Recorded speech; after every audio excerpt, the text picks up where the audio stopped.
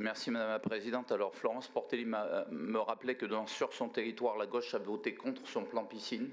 Je veux maintenant...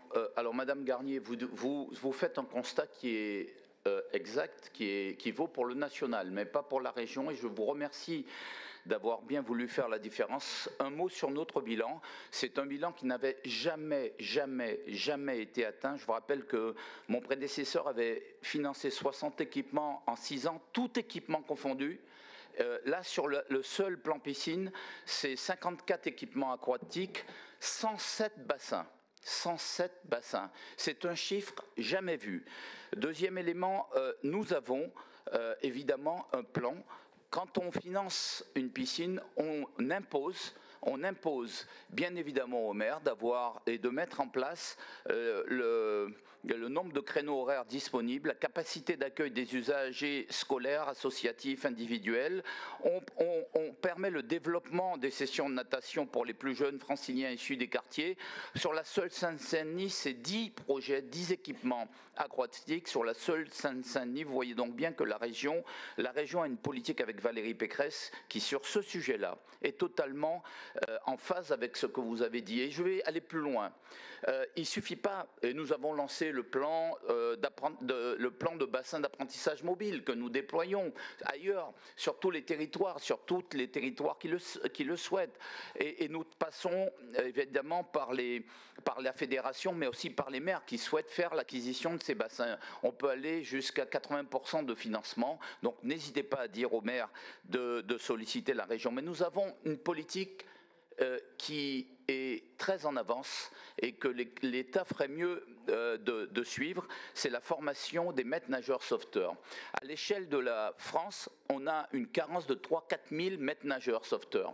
Sur la seule Île-de-France, c'est à peu près 350-400 maîtres nageurs sauveteurs.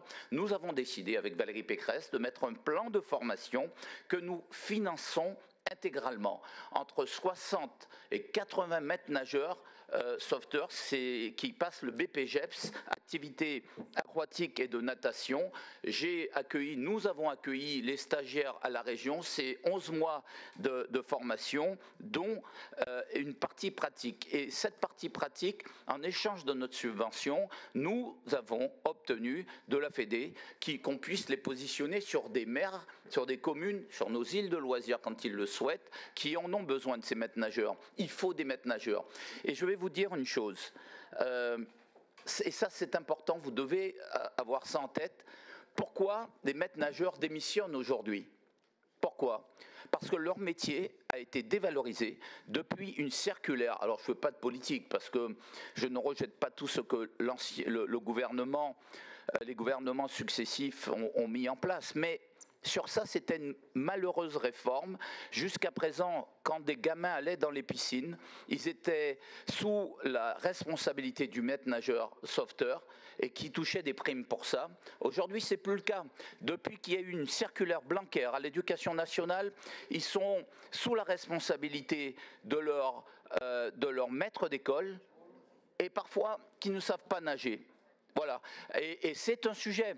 Il faut pouvoir dire à ces maîtres nageurs sauveteurs, leur dire qu'on les écoute, on les entend et qu'on reviendra à la situation d'avant qui leur donnait un statut qui leur permettait de gagner plus. Alors je ne veux pas parler du plan piscine héritage que nous avons financé à travers la maquette Solidéo, c'est 5 millions en Seine-Saint-Denis.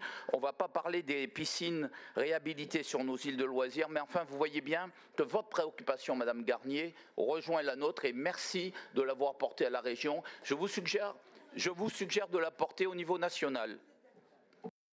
Qui est pour, qui est contre ?